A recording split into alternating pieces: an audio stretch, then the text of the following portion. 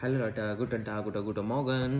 सो अभी तो मॉर्गन है तो इसलिए गुड मॉर्गन। तो कल मेरी क्लास में चल रहे थे रिफ्लेक्सिव वर्ब। रिफ्लेक्सिव वर्ब होते हैं जिसमें आपको अपने सेल्फ के बारे में और किसी दूसरे पर्सन भी उसी के बारे में बात होती हो, ना कि कोई अदर।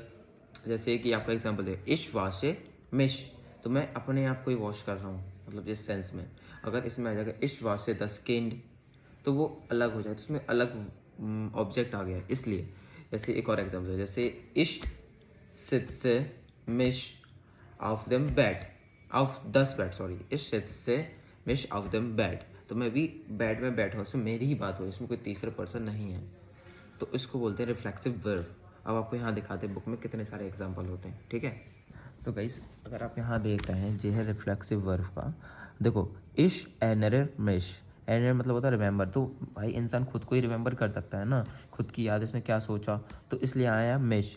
अब देखो डू एंसाइडेड दिश, कि जो अदर पर्सन है उसको डिसाइड करना है, एंसाइड मतलब होता है टू डिस्कवर और टू डिसाइड भी नहीं है, टू डिसाइड होता है। और एर जी एस एग्ड जिश, एग मतलब होता है लाइक एंग्री, गुस्सा, इन सब चीज़ का है। और वियर थ्रेफन उन्स, जो आपने पर हमेशा अगर आप A1 से ही पढ़ रहे हैं तो आपको हमेशा ये मिलेगा बियर थ्रेफन उन्स। वियर के साथ हमेशा उन्स इसलिए आता है क्योंकि जब हम अगर ऐसे इंग्लिश में कभी आप उसको ट्रांसलेट नहीं करना कि ऐसा होगा कि वी मीट अस, ऐसा हो जाएगा, लेकिन ऐसा नहीं होता। लेकिन जे अगर आप जर्मन पढ़ रहे हैं तो आपको इंग्लिश में इसको कतई नहीं ट्रांसलेट करना चाहिए। जैसे ईयर फ्रॉयड ऑयश, इश फ्रॉय ऑयश, भाई मैं खुश हूँ, तो ऐसे भी हो जाएगा। अगर आप इंग्लिश में ट्रांसलेट करोगे तो ऐसा हो जाएगा I am glad my self, ऐसा थोड़ी होता है।